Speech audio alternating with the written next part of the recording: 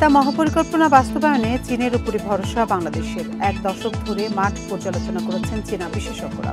আগস্টে ঢাকার আনুষ্ঠানিক প্রস্তাবের পর আবারও কারিগরি দল পাঠাতে চায় বেজিং। দেশীয় বিশেষজ্ঞ দিয়ে চীনের তিস্তা মহাপরিকল্পনা যাচাইয়ের পরামর্শ বিশ্লেষকদের। বলছেন, নদী রক্ষা প্রকল্পের পাশাপাশি ভারতের সাথে পানি বন্টন চুক্তির বাস্তবায়নও জরুরি।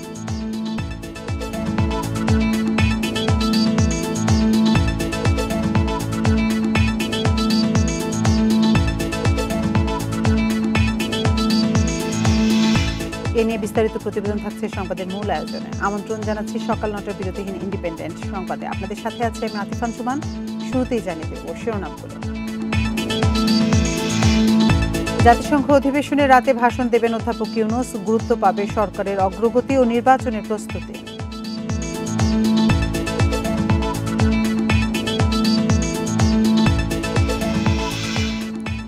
শিক্ষা প্রতিষ্ঠান পরিদর্শনের নামে শিক্ষকদের জিম্মি করে ঘুষ নেয়ার অভিযোগ, জড়িত বেশিরভাগ পরিদর্শক।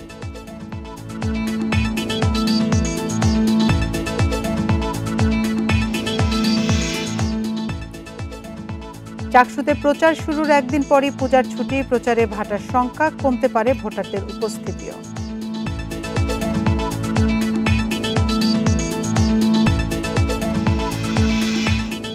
শুনছিলেন প্রধান শিরোনামগুলো। এছাড়াও সংবাদে আরো যা থাকছে। শেরপুর মাগুরায় তীব্র ভাঙনে দিশেহারা নদী তীরের মানুষ, বিলীন হচ্ছে বাড়ি, ফসলি জমি, ব্যবস্থার দাবি।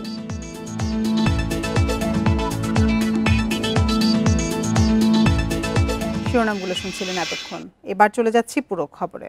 যুবশক্তিকে অন্তর্ভুক্ত না করে টেকসই উন্নয়ন সম্ভব নয় বলে জানিয়েছেন প্রধান উপদেষ্টা অধ্যাপক Mohammad Yunus.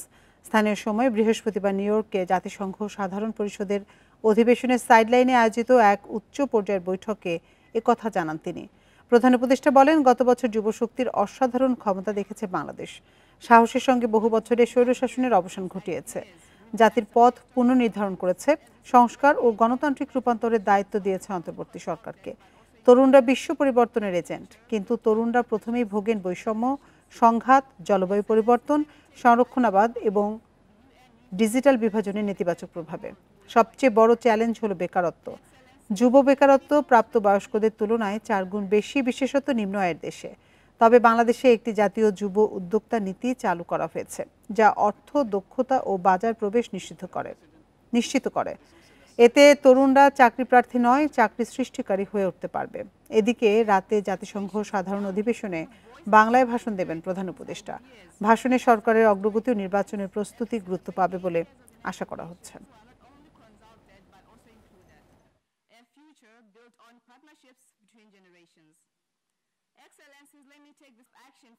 But the issue is, how big is the change? যুবকদের অন্তর্ভুক্তি ছাড়া টেকসই বৈশ্বিক অগ্রগতি সম্ভব নয়। প্রযুক্তি উদ্ভাবনের মাধ্যমে অন্তর্ভুক্তির বিশাল সম্ভাবনা রয়েছে, তবে এর সুফল যেন লোভের প্রাচীরে বন্ধ রাখা না হয়। কোনো দেশ একা যুবশক্তিকে ক্ষমতায়িত করতে পারে না। বাধা দূর করতে, ন্যায় নিশ্চিত করতে এবং তরুণ নেতৃত্বকে উৎসাহিত করতে বৈশ্বিক সহযোগিতা প্রয়োজন। নয়তো হতাশা অশান্তিতে রূপ নিতে পারে, যা দ্রুত ছড়িয়ে পড়বে। এ নিয়ে আলোচনা করতে নিউ ইয়র্ক থেকে আমাদের সঙ্গে যোগ দিচ্ছেন সহকর্মী SM সুলাইমান। সুলাইমান, রাতে তো জাতিসংঘ অধিবেশনে ভাষণ দিচ্ছেন ডক্টর ইউনূস, তো এখানে কোন কোন বিষয়গুলো আসলে গুরুত্ব পাবে? আমার সাথে কথা হয়েছে আসলে প্রধান উপদেষ্টার যে প্রেস সচিব শফিকুল আলম, তিনি যেমনটা জানিয়েছেন যে আজ শুক্রবার বাংলাদেশ সময় রাত 9:30 অর্থাৎ এখানকার স্থানীয় সময় সকাল 11:30 তিনি জাতিসংঘের 80তম অধিবেশনে বাংলায় ভাষণ দেবেন।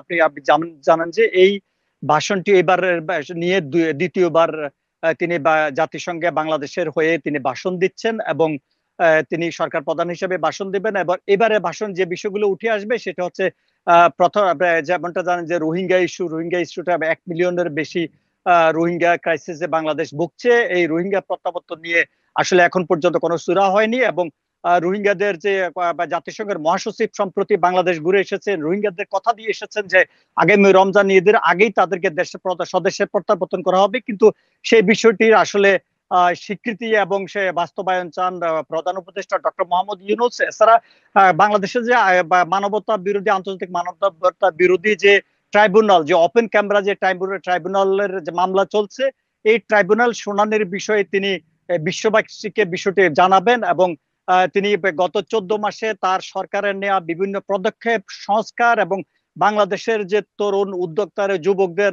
এবং ছাত্রদের যে বৈষম্যের যে সুফল, সে বিষয়ে তুলে ধরবেন। এছাড়া তুলে ধরবেন তিনি বাংলাদেশের যে আগামী নির্বাচনের যে প্রস্তুতি, যে গত অনেক বছর পরে বাংলাদেশে যে সুষ্ঠু একটি নির্বাচন হবে এবং এই নির্বাচনে নিরপেক্ষ সরকারের অধীনে নির্বাচনে ভাবে সুষ্ঠুভাবে ক্ষমতা হস্তান্তর হবে এবং তিনি যেটা জানাবেন যে তিনি সুস্থভাবে ক্ষমতা হস্তান্তর করে তিনি তার সেই আগের জায়গায়, আগের সেই সামাজিক ব্যবসায় তিনি ফিরে যাবেন তার জায়গায়, এবং এই বিষয়গুলি আসলে তুলে ধরবেন। একটা বিষয় আপনাকে জানিয়ে রাখি, এইবারই বাংলাদেশে কোনো সরকার প্রধান বাংলাদেশের বিভিন্ন রাজনৈতিক দলের শীর্ষ নেতাদেরকে নিয়ে এসেছেন এবং তারা এখানকার আজকের এই জাতিসংঘের ভাষণের সময় উপস্থিত থাকবেন এবং বাইরে কয়েক হাজার বাংলাদেশি তারা এই ভাষণকে স্বাগত জানিয়ে বা জাতিসংঘের সামনে তারা উচ্ছ্বাস মিছিল করবেন। এবং আরেকটা বিষয় জানিয়ে রাখি যে শনিবার এখানকার স্থানীয় সময় দুপুরে তিনি বাংলাদেশিদের একটি সম্বর্ধনায় অংশ নেবেন এবং সেখানেও বিএনপি, জামাত, এনসিপির নেতৃবৃন্দ সহ যারা ওনার সফরসঙ্গী রয়েছেন সবাইকে নিয়ে তিনি সেই সমাবেশে যোগ দিবেন এবং 30 সেপ্টেম্বর তিনি রোহিঙ্গা ইস্যুতে একটু উচ্চ পর্যায়ের বৈঠক অংশ নেবেন এবং সেখানে তিনি রোহিঙ্গা ক্রাইসিস নিয়ে তিনি সবার সহযোগিতা চাইবেন। এই ছিল এখানকার সর্বশেষ তথ্য। যুক্তরাষ্ট্রের নিউ ইয়র্ক থেকে সবশেষ তথ্য জানাচ্ছিলেন সহকর্মী এস.এম. সুলেমান। বাংলাদেশ থেকে দক্ষ ও অদক্ষ কর্মী নেয় আগ্রহ দেখিয়েছে আলবেনিয়া। নিউ ইয়র্কে জাতিসংঘ সাধারণ পরিষদের 80তম অধিবেশনের ফাঁকে প্রধান উপদেষ্টা অধ্যাপক মোহাম্মদ ইউনূসের সঙ্গে বৈঠকে এই প্রস্তাব দেন আলবেনিয়ার প্রেসিডেন্ট বজরাম বেগাজ। প্রেসিডেন্ট বজরাম বেগাজ জানান, একাধিক আলবেনীয় কোম্পানি এরই মধ্যে বাংলাদেশি কর্মীর বিষয়ে আগ্রহ দেখিয়েছে। পাশাপাশি পর্যটন খাতে সহযোগিতার সম্ভাবনা রয়েছে। প্রধান উপদেষ্টা ইউনূস এ উদ্যোগকে স্বাগত জানিয়ে ভিসা প্রক্রিয়া সহজ করার আহ্বান জানান। বর্তমানে বাংলাদেশিদের নয়াদিল্লি থেকে ভিসা আবেদন করতে হয়। প্রেসিডেন্ট বেগাজ জানান, বাংলাদেশি নাগরিকদের জন্য ই ভিসা চালুর বিষয়টি বিবেচনায় রয়েছে। পরে তিনি আলবেনিয়ার বিশ্ববিদ্যালয়গুলো বাংলাদেশি শিক্ষার্থীদের ভর্তির জন্য প্রস্তুত বলেও জানান।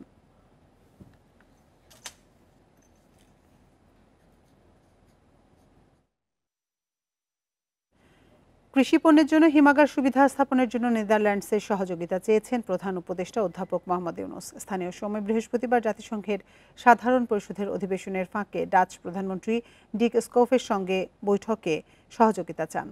বৈঠকে অধ্যাপক ইউনূস বলেন, বাংলাদেশে প্রতি বছর লক্ষ লক্ষ টন ফল ও সবজি পচে যায়, যার মূল কারণ পর্যাপ্ত সংরক্ষণ ব্যবস্থার অভাব। এতে কৃষকরা আর্থিকভাবে ব্যাপক ক্ষতির সম্মুখীন হন। পরে বৈঠকে প্রধান উপদেষ্টা নদী ও বন্যা ব্যবস্থাপনা এবং সামুদ্রিক প্রযুক্তিতে ডাচ নেতৃত্বের প্রশংসা করেন। এসব ক্ষেত্রে বাংলাদেশের সঙ্গে সহযোগিতার আহ্বান জানান। তিনি নদীপথ সচল রাখা, পানি ব্যবস্থাপনা ও সামুদ্রিক গবেষণায় যৌথভাবে কাজ করার প্রস্তাব দেন। উত্তরে ডাচ প্রধানমন্ত্রী ডিক স্কোফ এই বিষয়গুলো গুরুত্ব দিয়ে দেখবেন বলে জানান। বস্ত্র খাতে পারস্পরিক সহযোগিতা বৃদ্ধিরও আগ্রহ প্রকাশ করেন।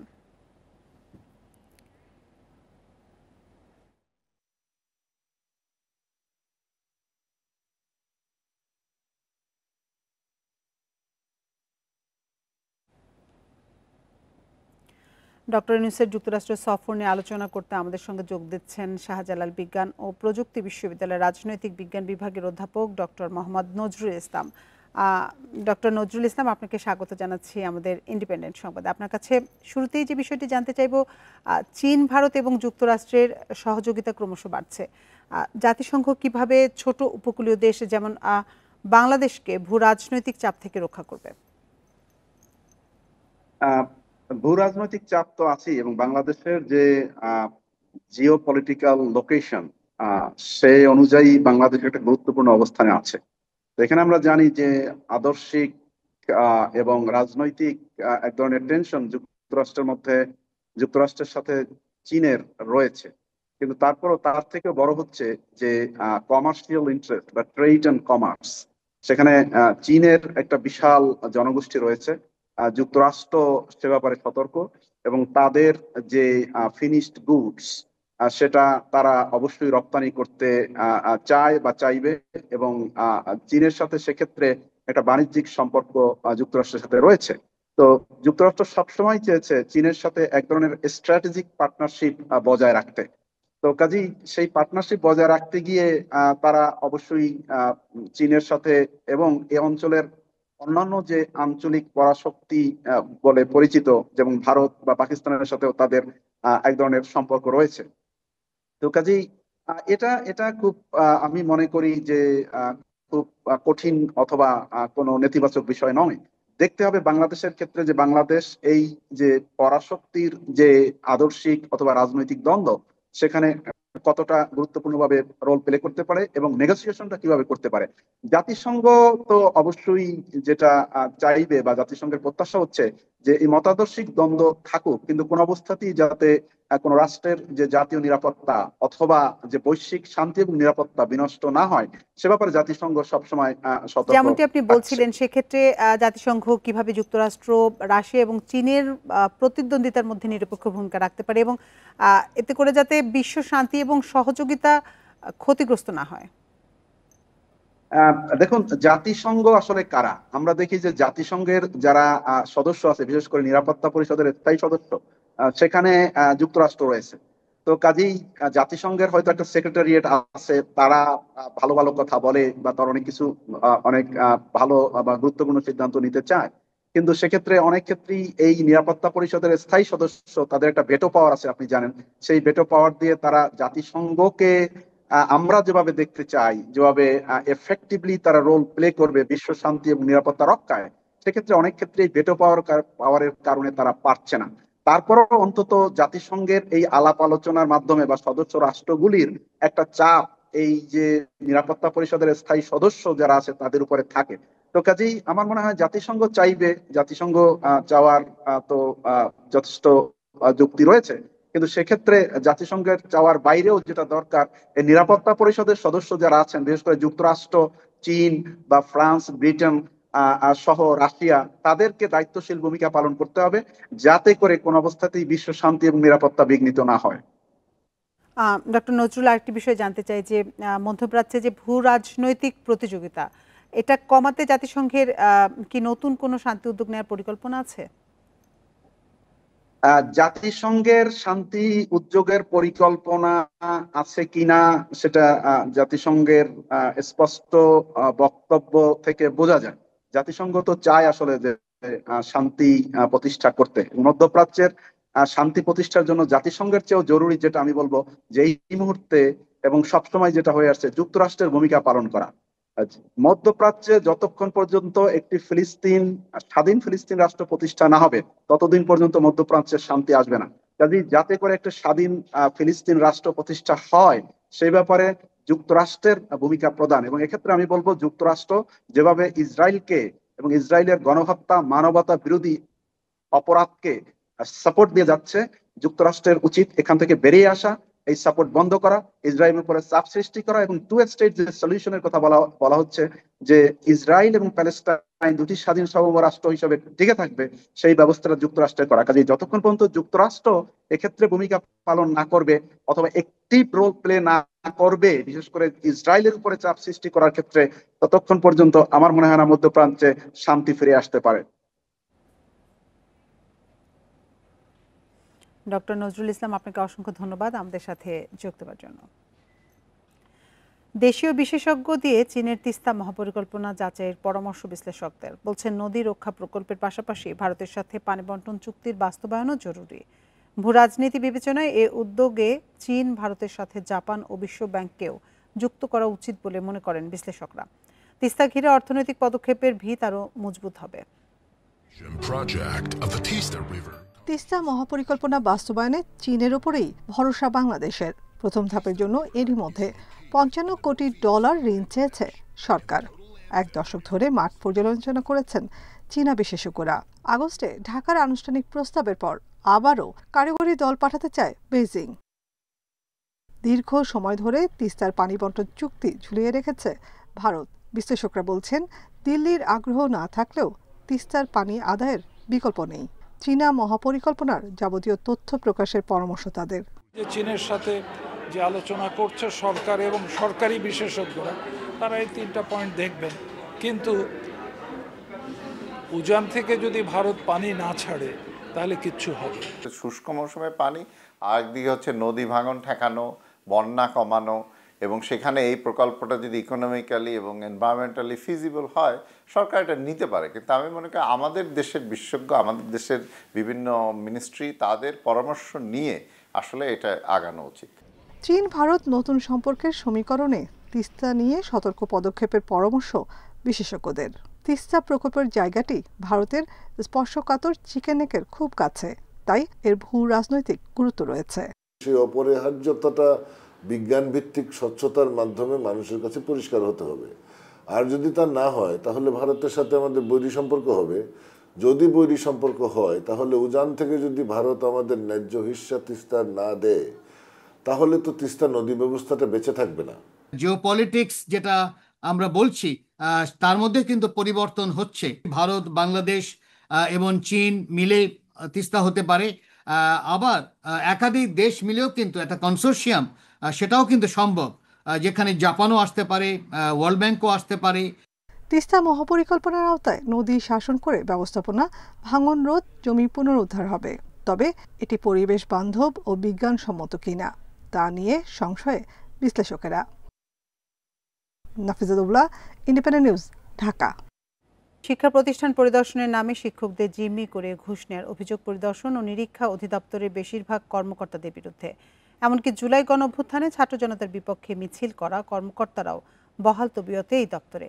এসব বিষয়ে মন্ত্রণালয়ে অভিযোগও দিয়েছেন শিক্ষকরা। মন্ত্রণালয় বলছে তদন্ত করে নেওয়া হবে ব্যবস্থা। শিক্ষা প্রতিষ্ঠানে অডিট পরিচালনা করে শিক্ষা মন্ত্রণালয়ের আওতাধীন পরিদর্শন ও নিরীক্ষা অধিদপ্তর। এর পরিদর্শনে ঘুষ নেওয়া বন্ধ হয়নি ছাত্র জনতার অভ্যুত্থানের পরেও। সম্প্রতি চট্টগ্রাম শহরের 10টি স্কুল ও কলেজে পরিদর্শনে যান অধিদপ্তরের পরিদর্শক আবুল কালাম আজাদ। সেখানকার প্রতিটি প্রতিষ্ঠান থেকে 2 থেকে 3 লাখ টাকা ঘুষ নেন তিনি। বিষয়টি নিশ্চিত করেছেন একাধিক শিক্ষক। এটা অ্যাপ্রক্সিমেট 2000 টাকা করে না?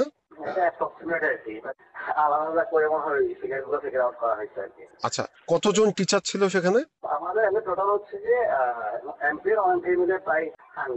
ঘুষ নেয়া এই পরিদর্শক চাকরিবিধি ভেঙে জুলাই গণঅভ্যুত্থানের সময় ছাত্র জনতার বিপক্ষে মিছিল করেন। তবে এসব অভিযোগ অস্বীকার করছেন তিনি। শিক্ষকরা যেটা বলছে এর সাথে আমি জড়িত নই, এ ধরনের কোনো ঘটনা ঘটেনি। নিরীক্ষা অধিদপ্তরে পরিদর্শক 12 জন, সহকারী পরিদর্শক 11, অডিট অফিসার 3 আর অডিটর আছেন 13 জন।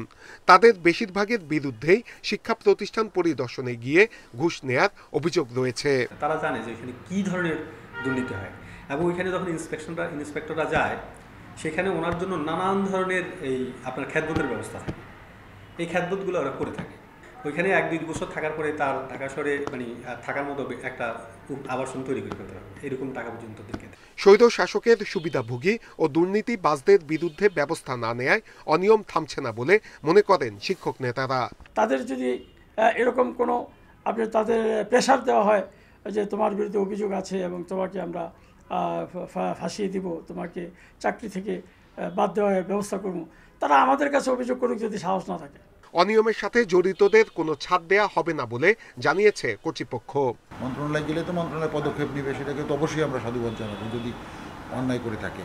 আর সুনির্দিষ্ট কোনো অভিযোগ থাকলে আমি সেটা তদন্ত করে পরবর্তী পদক্ষেপের জন্য মন্ত্রণালয় পাঠাবো। শিক্ষা গবেষকরা বলছেন অডিটরদের বদলির বিধান না থাকায় অনিয়মের সুযোগ বেশি। সংশ্লিষ্টরা বলছেন মানসম্মত শিক্ষা নিশ্চিতে দপ্তরগুলোতে স্বচ্ছতা আনতে হবে, আর এজন্য অনিয়মের সাথে জড়িত কর্মকর্তাদের বিরুদ্ধে নিতে হবে দৃষ্টান্তমূলক শাস্তির ব্যবস্থা। নূরে আলম, ইন্ডিপেন্ডেন্ট নিউজ, ঢাকা। চাকসু নির্বাচনে আনুষ্ঠানিক প্রচার শুরুর একদিন পরই ক্যাম্পাসে শুরু হয়েছে 10 দিনের পূজার ছুটি। এতে উৎসবমুখর পরিবেশে ভাটার পাশাপাশি ভোটারের কাছে পৌঁছাতে না পারার কথা বলছেন প্রার্থীরা। আছে ভোটার উপস্থিতি কমে যাওয়ার শঙ্কাও। তবে পরিস্থিতি বিবেচনায় 3 দিন সময় বাড়ানোর কথা জানিয়েছে কর্তৃপক্ষ। চট্টগ্রাম বিশ্ববিদ্যালয়ে শুরু হয়েছে দুর্গাপূজার ছুটি। ক্যাম্পাস খুলবে 5 অক্টোবর। লম্বা ছুটিতে তাই বাড়ির পথে শিক্ষার্থীরা, যে কারণে ৩৫ বছর পর হতে যাওয়া চাকসু নির্বাচনের প্রচার প্রচারণায় পড়বে ভাটা। পরীক্ষা না থাকায় ছুটি শেষে সব শিক্ষার্থী নির্বাচন ঘিরে ক্যাম্পাসে ফিরবেন কিনা সেটি নিয়েও আছে অনিশ্চয়তা। অনেকদিন পরে যাচ্ছে একটা লম্বা ছুটি, যেহেতু ক্যাম্পাসে থাকা হয় সেই হিসেবে আমাদের কারো দেরি হবে, কারো আসা হবে। বন্ধ একটা লম্বা সময় ধরে থাকবে, সো এই টাইমটায় তারা আমাদের প্রচারণার কাজে আমাদের পাচ্ছে না, সো এইটা একটা ইম্প্যাক্ট ফেল। দীর্ঘ ছুটির কারণে প্রার্থীরা পড়েছেন বিপাকে। ক্যাম্পাস খোলার পর অল্প সময়ে সব ভোটারের কাছে পৌঁছানো কঠিন হবে তাদের জন্য। এখানে তাদের যে আবাসনের সমস্যা এবং খাদ্যের যে সমস্যা, সেই সংকটের কারণে তারা নিজের আবাসস্থলে চলে যায়। তো সেই পরিপ্রেক্ষিতে আসলে নির্বাচনে, চাকসু নির্বাচনে ভোটার উপস্থিতি নিয়ে আমার একটা শঙ্কা আছে। আমাদের কষ্টকর হলেও আমরা যথাসম্ভব চেষ্টা করব যারা ক্যাম্পাসে আছে এবং ক্যাম্পাসের আশেপাশে আছে তাদের কাছে আমাদের বার্তা পৌঁছানো, যতটুকু সম্ভব আমাদের মেসেজগুলো, আমাদের ইশতেহারগুলো ভাই বোনদের কাছে পৌঁছানোর চেষ্টা করব। শিক্ষার্থী ও প্রার্থীদের সাথে আলোচনা করে নির্বাচন 3 দিন পিছিয়ে দিয়েছে বিশ্ববিদ্যালয় কর্তৃপক্ষ। পরীক্ষা ও ক্লাস রুটিনেও আনা হয়েছে পরিবর্তন। ভোট দেওয়ার জন্য তারা উন্মুখ হয়ে আছে। তারা দীর্ঘদিন ধরে চাচ্ছে যে চট্টগ্রাম বিশ্ববিদ্যালয় চাকসু ইলেকশন। এই চাওয়াটা শুধু যারা ভোটে দাঁড়িয়েছে তারা না, যারা ভোট দিতে পারেনি তাদেরও। আমি মনে করি না যে আমাদের শিক্ষার্থীরা আসবে না, কারণ এটি যারা প্রার্থী হয়েছে তাদেরও দায়িত্ব তাদেরকে সচেতন করা। চাকসু নির্বাচনে কেন্দ্রীয় সংসদে মোট প্রার্থী 415 জন, এর মধ্যে নারী প্রার্থী 47 জন। অনুপম শীল, ইন্ডিপেন্ডেন্ট নিউজ, চট্টগ্রাম। বিভিন্ন প্রতিষ্ঠানের নামে ব্যাংক ঋণ নিয়ে 1000 কোটি টাকা পাচার করেন সাবেক ভূমিমন্ত্রী সাইফুজ্জামান চৌধুরী জাভেদ। ওভার বা আন্ডার ইনভয়েস এবং হুন্ডির মাধ্যমে পাচার করা হয় এসব টাকা। পাচারে জড়িত অভিযোগে গ্রেপ্তার আরামিড গ্রুপের এজিএম জাহাঙ্গীর আলম বৃহস্পতিবার চট্টগ্রামের আদালতে 164 ধারায় জবানবন্দিতে এসব কথা স্বীকার করেন। বুধবার চট্টগ্রামের কালুরঘাট এলাকায় আর্মিড গ্রুপের সহকারী মহাব্যবস্থাপক জাহাঙ্গীর আলমকে গ্রেপ্তার করে দুর্নীতি দমন কমিশন। সাবেক ভূমিমন্ত্রী সাইফুজ্জামান চৌধুরীর টাকা পাচারে জড়িত থাকার অভিযোগ ছিল তার বিরুদ্ধে। সাবেক ভূমিমন্ত্রীর অনুপস্থিতিতে তার চেক দিয়ে অবৈধভাবে 1,76,00,000 টাকা তোলেন জাহাঙ্গীর আলম। গ্রেপ্তারের পরেই বিষয়টি বেরিয়ে আসে। এরপরই জাহাঙ্গীরের বিরুদ্ধে টাকা পাচারে জড়িত থাকার সন্দেহ আরও জোরালো হয়। জাহাঙ্গীর আলম, তাকে আমরা গ্রেপ্তার করি এবং গ্রেপ্তারের সময় 1,02,00,000 টাকা তার কাছে উদ্ধার করি। এই 1,02,00,000 টাকার বিষয়ে উনি বিস্তারিত বর্ণনা দিয়েছেন যে কীভাবে এই টাকাগুলো উনি উত্তোলন করেছেন এবং ব্যবহার করাবেন। এটা অপকর্মের জন্য ব্যবহার করার জন্য উনি টাকাগুলো উত্তোলন করেছেন আমরা জানতে পেরেছি। দুদক জানায় জাহাঙ্গীরের জবানবন্দিতে বেরিয়ে আসে modelling trading, eminent trading, progressive trading সহ 10টি ভুয়া প্রতিষ্ঠানের নাম। এসব প্রতিষ্ঠানের নামে ঋণ নিয়ে সে টাকা পাচার করা হতো বিদেশে। বিভিন্ন যে লোনের টাকাগুলো সাইফুজ্জামান চৌধুরী নিয়েছেন, এগুলা প্রথমে ট্রান্সফার করছে বিভিন্ন ভুয়া অ্যাকাউন্টে, তার কর্মচারীদের অ্যাকাউন্টে, সেখান থেকে উত্তোলন করে পাচার করা হয়েছে। জবানবন্দিতে জাহাঙ্গীর আরও জানান, আর্মিড গ্রুপের COO Syed Kamruzzaman, AGM Abdul Aziz, AGM Utpal Pal Saifuzzaman চৌধুরীকে টাকা পাচারে সহযোগিতা করেছিলেন। Rishad Huda, Independent News, Dhaka. Customs হাউসে সুরক্ষিত গুদাম থেকে 55 কেজি স্বর্ণ চুরি নয়, আত্মসাৎ হয়েছে। পুলিশের তদন্ত সংস্থা পিবিআই এর তদন্তে এমন তথ্য উঠে এসেছে। এই ঘটনায় নতুন করে আত্মসাতের মামলা করবে দুর্নীতি দমন কমিশন দুদক, যার তদন্ত চলমান রয়েছে বলে জানিয়েছে প্রতিষ্ঠানটি। শাহজালাল আন্তর্জাতিক বিমানবন্দরের ঢাকা কাস্টমস হাউসের সুরক্ষিত গুদাম থেকে 55 কেজি স্বর্ণ গায়েবের ঘটনা ঘটে প্রায় 2 বছর আগে। বিষয়টি সামনে আসার পর এ ঘটনায় বিমানবন্দর থানায় একটি চুরির মামলা করে ঢাকা কাস্টমস হাউস। প্রাথমিকভাবে 4 গুদাম কর্মকর্তাকে আটক করে পুলিশ, পরে মামলা যায় ডিবিতে। সবশেষ মামলাটি পুলিশ ইনভেস্টিগেশন ব্যুরো পিবিআই এর কাছে হস্তান্তর করা হয়। 2 দফায় আসামিদের রিমান্ডেও নেয় পিবিআই। যদিও সাময়িক বরখাস্ত হওয়া এসব কর্মকর্তারা এখন জামিনে রয়েছেন। অপরাধীদের চিহ্নিত করে পিবিআইও তদন্ত রিপোর্ট জমা দিয়েছে। তদন্ত কর্মকর্তা জানান, এ ঘটনায় চুরির মামলা হলেও সিসিটিভি ফুটেজ বিশ্লেষণ করে তেমন কোনো আলামত মেলেনি। এটা চুরির কোনো ঘটনা নয়, এখানে মূলত চুরি হওয়ার কোনো সম্ভাবনা নাই। ফলে সিসিটিভি ফুটেজে পাওয়া যায় না, এটা ডিটেল ছিল। এটা নিশ্চয়ই দীর্ঘদিন ধরে এটা এনবিআর এর কর্মকর্তাদের যোগ সদস্যরা আত্মসাৎ হয়েছে। দুদক জানায় এটি কোনো চুরির ঘটনা নয়। দণ্ডবিধি 409-এর ধারা বলে এবার আত্মসাতের মামলা করবে তারা। সঠিক আইন এবং ধারা অনুযায়ী দুদক পৃথক আবার মামলা করবে। যদি আরও কারো নাম আসে, এর সাথে আরও কারো সংশ্লিষ্টতা পাওয়া যায়, সেক্ষেত্রে দুদকের আইন অনুযায়ী ব্যবস্থা গ্রহণ হবে। অপরাধের এ ধরন দুদকের তফসিলভুক্ত হওয়ায় অনুসন্ধানের নির্দেশ দেন ঢাকা মহানগর জজ আদালত। বিমানবন্দরের মতো অত্যন্ত সুরক্ষিত এলাকায় কাস্টমসের গুদাম থেকে স্বর্ণের মতো গুরুত্বপূর্ণ পণ্য উধাওয়ের ঘটনা অত্যন্ত উদ্বেগের। তাই এই ঘটনার পুনরাবৃত্তি ঠেকাতে গুদাম কর্মকর্তাদের মনিটরিং এবং আটককৃত স্বর্ণ সময়মতো বাংলাদেশ ব্যাংকে জমা দেওয়ার পাশাপাশি দোষীদের কঠোর শাস্তির সুপারিশ এসেছে এনবিআরের তদন্ত প্রতিবেদনেও। তৌহিদ রানা, ইন্ডিপেন্ডেন্ট নিউজ, ঢাকা। রাজধানী বেশিরভাগ বাজারে বেড়েছে ভোজ্য তেলের দাম, তবে সপ্তাহের ব্যবধানে কিছুটা কমেছে ডিম ও মুরগির দাম। এ নিয়ে বিস্তারিত জানাতে রাজধানী মোহাম্মদপুরে আছেন আমাদের সহকর্মী আদিলুর রহমান। আদিল, আপনি তো মোহাম্মদপুরের টাউন হল বাজারে আছেন, সেখানকার আজকের বাজার পরিস্থিতি কেমন দেখছেন? নিত্য প্রয়োজনীয় দ্রব্যের দাম কেমন এবং যোগান কেমন?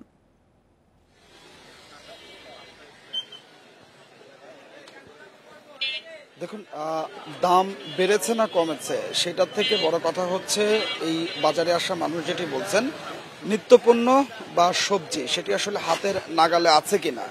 এখন এই সাধারণ মানুষের প্রশ্ন যে সবজি যদি গত সপ্তাহে থাকে 90 টাকা, এই সপ্তাহে থাকে যদি আসলে 85 টাকা, তাহলে কি আসলে এই সবজির দাম কমেছে এবং হাতের নাগালের ভেতরে আসলো কিনা, এই বিষয়টি নিয়ে আসলে সাধারণ মানুষের প্রশ্ন আছে। আমরা বেশ কিছু সবজির যে দোকানগুলো আছে সেই দোকানগুলো ঘুরেছি। সেই দোকানগুলো ঘুরে আমরা যেটি দেখতে পেলাম যে কিছু কিছু সবজির দাম গত সপ্তাহের তুলনায় কমেছে এবং কিছু কিছু সবজির দাম গত সপ্তাহের মতোই আছে। আপনি জানেন যে শীতের আগমনে একটা বার্তা বা শীতের আগমনে আবহ শুরু হয়ে গেছে। সেই সঙ্গে শীতের যে সবজিগুলো আছে সেই শীতের সবজিগুলো আসলে আসতে শুরু করেছে।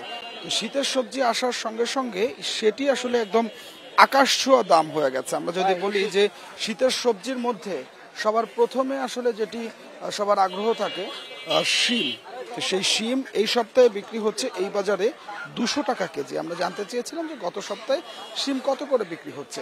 তারা বলছিলেন যে শিম গত সপ্তাহে ছিল 160 টাকা, এই সপ্তাহে 200 টাকা কিলো।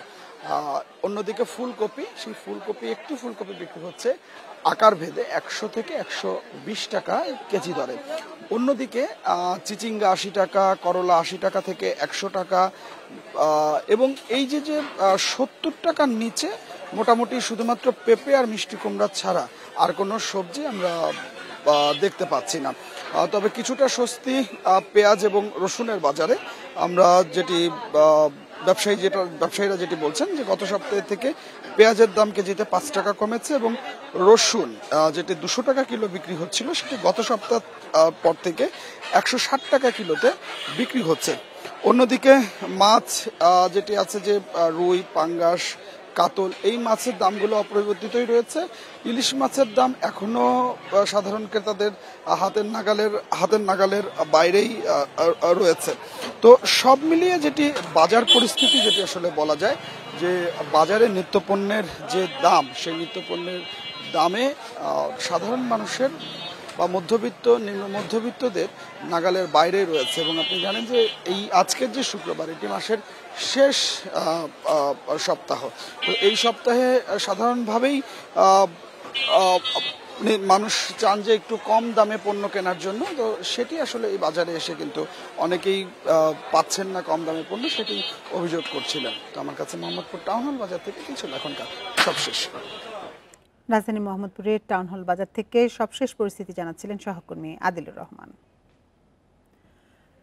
কমছে না সবজির দাম, চড়া মাছের দামও। সপ্তাহের বাজার দর নিয়ে বিস্তারিত জানাতে এবার চট্টগ্রাম এবং রাজশাহী থেকে আমাদের সাথে যোগ দিচ্ছেন সহকর্মীরা। শুরুতে যাচ্ছি চট্টগ্রামে, সেখানে আছেন সহকর্মী আহসান রিটন। চট্টগ্রামের বাজারে ভোজ্য তেলের সরবরাহ কেমন এবং দাম কেমন, এবং নিত্য প্রয়োজনীয় দ্রব্যের সরবরাহ কেমন দেখছেন, ভোক্তারা কি বলছেন? দেখুন, আমরা শুরুতে চট্টগ্রামের যে কাজীরদেরী বাজার আছে সেই বাজার আছে, আমরা আসলে তরি তরকারির দামটা দিয়ে শুরু করতে চাই। আমরা গত সপ্তাহ কিংবা তার আগের সপ্তাহে দেখেছিলাম যে সবজির দাম কিছুটা কমেছিল, কিন্তু পরবর্তীতে আমরা দেখলাম যে সেই দামটা আবার বাড়তে শুরু করেছে এবং এই সপ্তাহে আমরা দেখছি প্রতিটি সবজির দাম কেজিতে 20 থেকে 25 টাকা পর্যন্ত বেড়েছে। এই ক্ষেত্রে আসলে যারা বিক্রেতা রয়েছেন তারা যেটি বলছেন সেটি হচ্ছে মাঝখানে এখন থেকে 1 মাস আগে একবার বৃষ্টি হয়েছিল, বৃষ্টির পরে সপ্তাহখানেক আবার সেই বৃষ্টিটা বন্ধ ছিল। বন্ধ থাকার কারণে ফসল নতুন করে ফসল উঠেছিল এবং সেই কারণে বাজারে সবজি সরবরাহ ভালো ছিল এবং সেই কারণে দামও কম ছিল। কিন্তু গত সপ্তাহে আমরা দেখেছি 1 সপ্তাহ ধরে টানা কখনো থেমে থেমে বৃষ্টি ছিল, যে বৃষ্টির কারণে প্রচুর পরিমাণ ফসলি ক্ষেত আসলে নষ্ট হয়েছে এবং যে কারণে বিক্রেতারা বলছেন যে আসলে সবজির দাম এখন খুবই বাড়তি। আমরা দেখছি আসলে 80 টাকার নিচে আলু, পেঁপে এরকম 2টি পণ্য ছাড়া বেশিরভাগ সমস্ত সবজিগুলো হচ্ছে 80 টাকার নিচে কোনো সবজি বাজারে আমরা দেখছি না। আমরা সকাল থেকে বেশ কয়েকটি বাজারে ঘুরে দেখেছি, বাজার ভেদে হয়তো 2-4-10 টাকা এদিক সেদিক হতে পারে, কিন্তু সবগুলো বাজারের অবস্থা একই রকম।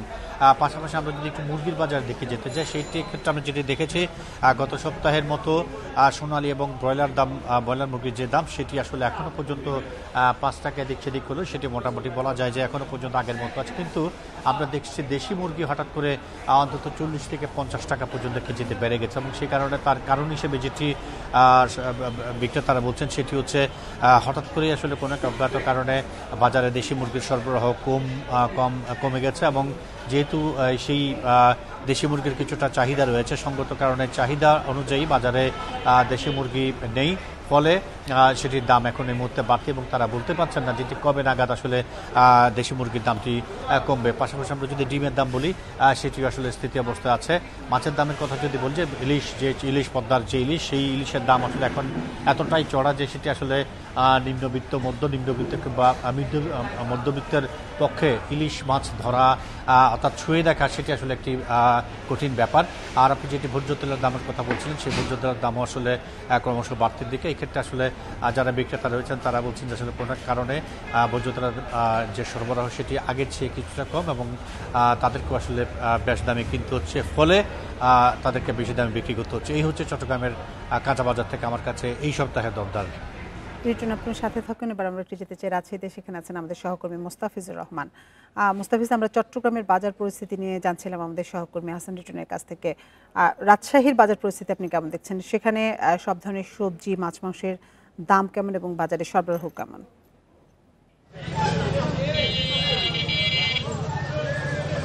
দেখুন, রাজশাহীর কাঁচা বাজারে আজকে কিন্তু ঊর্ধ্বমুখী বলা যেতে পারে। আমরা দেখেছি যে অন্যান্য যে সবজির আজকে সেটি কিন্তু ঊর্ধ্বমুখী, কারণ প্রত্যেকটি পণ্যের দামই বেড়েছে। 50 টাকার নিচে কোনো সবজি নেই আজকে রাজশাহীর বাজারের কথা যদি বলা হয়ে থাকে। দাম বাড়তির দিকে রয়েছে। পটলের দামটি আজকে বিক্রি হচ্ছে 50 থেকে 60 টাকা, ঢেঁড়স বিক্রি হচ্ছে 50 থেকে 60 টাকা এবং পেঁয়াজের দামটিও বেড়েছে। গেল সপ্তাহে আমরা দেখেছিলাম 65 টাকা ছিল, সেটি আজকে 70 টাকা কেজি যাচ্ছে এবং কাঁচামরিচ সেটিও দামটিও বেশ বেড়েছে, 200 থেকে 220 টাকা কেজি এটি যাচ্ছে। শশা বিক্রি হচ্ছে 60 টাকা কেজি অর্থাৎ, এবং একটি লাউ এর আগে দেখেছিলাম আমরা যে 30 থেকে 40 টাকায় যে লাউটি মিলতো সেটি এখন আজকের বাজারে বিক্রি হচ্ছে 50 থেকে 60 টাকা করে বিক্রি হচ্ছে। এখন পর্যন্ত আমরা যতটুকু দেখেছি এখানে কথা বলে ব্যবসায়ীদের সঙ্গে কথা বললে তারা সর্বোচ্চ সবসময় একটি কথা বলে থাকেন, অর্থাৎ সংকটের কথাটি তারা বলে থাকেন যে বাজারে সরবরাহ কম তাই দাম বেড়েছে। কিন্তু বাস্তবতা হচ্ছে যে তারা বিভিন্ন উৎসবকে কেন্দ্র করে বা বিভিন্ন একটি অজুহাতকে কেন্দ্র করে কিন্তু বাজারে এর প্রভাবটি পড়ে থাকে। সামনে দুর্গা উৎসব, যার ফলে সবজি বাজারে এর প্রভাবটি পড়েছে। এখন থেকে এর প্রভাবটি বাড়ছে। বিশেষ করে বেগুনের দামটি আমরা দেখেছি যে বেগুনটি গেল সপ্তাহে বিক্রি হয়েছিল 60 থেকে 70 টাকা, সেটি আজকে বিক্রি হচ্ছে 80 থেকে 100 টাকা কেজি দরে। অর্থাৎ সেই সাথে এখানে যখন সবজির দামটি বাড়তি, একইভাবে মাছের বাজারও আমরা বাড়তি দেখছি। মাছের বাজারও প্রত্যেকটি মাছের ক্ষেত্রে মানভেদে, আকার ভেদে যে 50 থেকে 100 টাকা করে কেজি প্রতি কেজিতে বৃদ্ধি পেয়েছে। আর ইলিশের দাম সেটি সাধারণের নাগালের বাইরে বলা যেতে পারে, কারণ আমরা দেখেছিলাম যে 7 থেকে 800 গ্রাম ওজনের ইলিশ সেটি দাম চাওয়া হচ্ছে 2000 থেকে 2200 টাকা কেজি তারা দাম চাচ্ছেন, যার ফলে এটি সাধারণদের ক্রয় ক্ষমতার মধ্যে খুব একটা নেই বললেই চলে। আর অপরদিকে বলা যায় যে ডিমের দামটিও একটু বেড়েছে। গেল সপ্তাহে আমরা যেখানে 38 টাকা হালি দেখেছিলাম, আজকে সেটি বিক্রি হচ্ছে 40 থেকে 42 টাকা হালি বিক্রি হয়েছে এবং ভোজ্য তেলের দামও কিন্তু কিছুটা বেড়েছে। অর্থাৎ বলা যেতে পারে যে আজকের বাজারে সার্বিকভাবে বলা যেতে পারে যে সবজি বাজার থেকে শুরু করে মাছের বাজার, ডিমের বাজার সবকিছুই কিছুটা হলেও বেড়েছে এবং ঊর্ধ্বমুখী। রাজশাহীতে 50 টাকার নিচে কোনো সবজি মিলছে না। তো রাজশাহী থেকে এই ছিল সর্বশেষ। চট্টগ্রাম এবং রাজশাহী থেকে বাজার পরিস্থিতি নিয়ে সবশেষ তথ্য জানাচ্ছিলেন আমাদের সহকর্মীরা। শেরপুর ও মাগুরায় তীব্র ভাঙনে দিশেহারা নদী তীরের বাসিন্দারা। গত কয়েকদিনেই ব্রহ্মপুত্রে বিলীন হয়েছে বাড়িঘর, ফসলি জমি, মসজিদ, আর মধুমতি গ্রাস করেছে রাস্তাঘাট, বসতভিটা। ভাঙন ঠেকাতে দ্রুত পদক্ষেপ নেওয়ার দাবি দুই জেলার ক্ষতিগ্রস্তদের। শেরপুর সদরের চরপক্ষিমারি ইউনিয়নে নদী ভাঙনে মাথা গোজার শেষ আশ্রয়টুকু হারিয়েছেন খুকি বেগম। গত 15 বছরে 8 বার নদীগর্ভে বিলীন হয়েছে তার বসতভিটা। বাড়ি ভেঙে আমার কোনো সমস্যা, আমার মরমুজে আমার মরলে আমার মাটি দেওয়া জায়গাও নাই। গত 2 সপ্তাহ ধরে ব্রহ্মপুত্রের ভাঙনে নিঃস্ব হয়েছেন ভাগলগড় গ্রামের 15 পরিবার। ঘরবাড়ি ছাড়াও বিলীন হয়েছে অর্ধশত একর ফসলি জমি, মসজিদ। আমি অসহায়, আমি গাঁও ঘুরে দোষের কাছে চায়া খাই, আমার বাড়িটাও নিয়ে গেলগা, আমি কিভাবে থাকবো? বর্তমানে এই পাশেই একটা মসজিদ, মাদ্রাসা এবং কি কবরস্থান সহ প্রায় আরো 400 শতাধিক ঘর একদম খুবই ঝুঁকির মধ্যে আছি আমরা। এদিকে মধুমতি নদীর ভাঙনে মাগুরার মোহাম্মদপুরের পলাশবাড়িয়ায় 3 কিলোমিটার সড়কের 100 মিটার অংশই ধসে গেছে। সংস্কারের মাত্র 2 মাসেই এই হাল। সর্বস্ব হারানোর ঝুঁকিতে 10টি গ্রামের বাসিন্দারা। জরুরিভাবে যদি এই রাস্তা যদি বাদ না দেয় তাহলে আর থাকবেন। আমরা কোনো 8 বাজারে যেতে পারতেছি না, এখান থেকে মানে কোনো গাড়ি যাওয়ার কোনো পরিবেশই নাই। ভাঙন ঠেকাতেই প্রয়োজনীয় ব্যবস্থা নেওয়ার আশ্বাস পানি উন্নয়ন বোর্ডের। প্রতি বছরই জরুরি কিছু কাজ করি, তো পানি বর্তমানে অব্যাহতভাবে বৃদ্ধি পাচ্ছে। পানি কমলে ওখানে জরুরি ব্যবস্থা গ্রহণ করে আমরা অস্থায়ী প্রতিরক্ষা কাজ করব। জরুরি ভিত্তিতে যে জায়গাগুলোতে বাড়িঘর রয়েছে সেই অংশটি রক্ষা করার জন্য আমরা 120 মিটার কাজ করার প্রস্তাব ঊর্ধ্বতন কর্তৃপক্ষের কাছে পাঠিয়েছি। দ্রুত টেকসই বাঁধ নির্মাণ সহ প্রয়োজনীয় ব্যবস্থা না নিলে ক্ষয়ক্ষতি বাড়ার শঙ্কা ভাঙন কবলিত এলাকার লাখো মানুষের। Tania Nasrin, Independent news.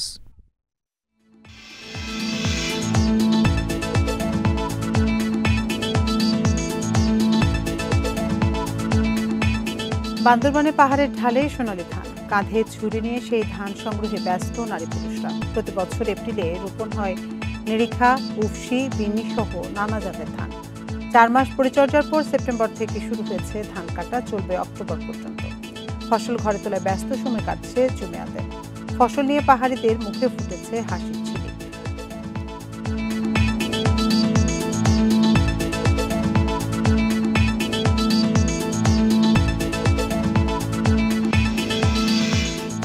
বিস্তারিত প্রতিবেদন থাকছে সংবাদের শেষ অংশে। চলে যাচ্ছি অন্যান্য খবরে। উৎসবমুখর পরিবেশে বিভিন্ন জেলায় চলছে শারদীয় দুর্গোৎসবের আয়োজন। প্রতিমা শিল্পীদের শেষ মুহূর্তের ব্যস্ততার পাশাপাশি মণ্ডপের সাজসজ্জার কাজও চলছে পুরোদমে। দুর্গাপূজার সার্বিক নিরাপত্তা নিশ্চিতে প্রয়োজনীয় ব্যবস্থার উদ্যোগ নিয়েছে প্রশাসনও। শারদীয় দুর্গোৎসব উপলক্ষে কুষ্টিয়ার প্রায় 250 মণ্ডপ ঘিরে সাজসজ্জা। এর মধ্যে বেশিরভাগ প্রতিমা তৈরি শেষ, চলছে সাজসজ্জার কাজ। দেবী দুর্গার সাথে সাজিয়ে তোলা হচ্ছে কার্তিক, গণেশ, লক্ষ্মী ও সরস্বতীকেও। শেষ সময়ে এসে দম ফেলার ফুরসত নেই যেন প্রতিমা শিল্পীদের। গত বছরের প্রেক্ষাপটের তুলনায় এইবারের আমাদের আয়োজনটা অনেক বেশি। গতানুগতিক আমরা যেভাবে করে আসছি মনে করছি তার থেকে একটু বেশি আনন্দ উল্লাস করে মা দুর্গার পূজা উদযাপনটা আমরা করতে পারবো। প্রায় 4 মাস আগে থেকে প্রতিমা তৈরির কাজ শুরু হয়েছে সিরাজগঞ্জের পালপাড়া সহ বিভিন্ন মন্দিরে। এর মধ্যে অনেকে বুঝেও নিয়েছেন প্রতিমা। চুয়াডাঙ্গায় 112 মণ্ডপের সাজসজ্জা ও নিরাপত্তা নিশ্চিতে ব্যস্ত আয়োজকরা। এবছর প্রায় সব মণ্ডপেই থাকছে সিসি ক্যামেরা। পাবনা, তারপরে আপনার নাটোর, রাজশাহী, বগুড়া জেলাতে হচ্ছে প্রচুর হচ্ছে ঠাকুর এখান থেকে যায় আর কি। সিসি ক্যামেরা আছে এখানে, পুলিশ আনসার সবাই আসে, আমাদের সবাই দায়িত্ব নিয়ে আমার এখানে পূজা হয়। মাদারীপুরে 471 পূজা মণ্ডপ ঘিরেও দিনরাতের ব্যস্ততা কারিগর ও পূজা উদযাপন কমিটির সদস্যদের। বাগেরহাটের 605টি মণ্ডপের মধ্যে 90টিকে অধিক গুরুত্বপূর্ণ বিবেচনায় নিয়ে বাড়তি ব্যবস্থার উদ্যোগ নিয়েছে প্রশাসন। কিছু পূজা মণ্ডপকে গুরুত্বপূর্ণ হিসাবে আমরা বিবেচনা করি, সেখানে আমাদের ডিউটিগুলো আমরা একটু বেশি মনোযোগ থাকবে। অন্যান্য পূজা মণ্ডপগুলোতেও আমাদের নিরাপত্তা থাকবে। লক্ষ্মীপুরে এবার 78টি মণ্ডপে অনুষ্ঠিত হবে দুর্গাপূজা। উৎসবমুখর পরিবেশে পূজা উদযাপনের শেষ সময়ের ব্যস্ততা কারিগর আয়োজকদের। রেশমি নন্দী, ইন্ডিপেন্ডেন্ট নিউজ।